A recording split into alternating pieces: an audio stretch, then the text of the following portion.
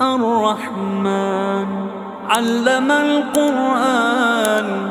خلق الإنسان علمه البيان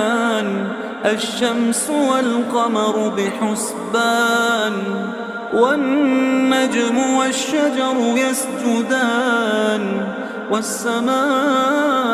رفعها ووضع الميزان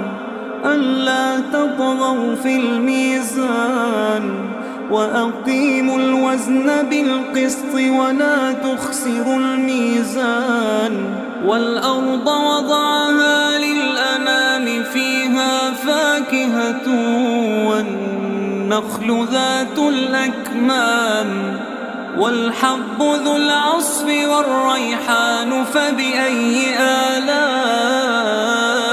ربكما تكذبان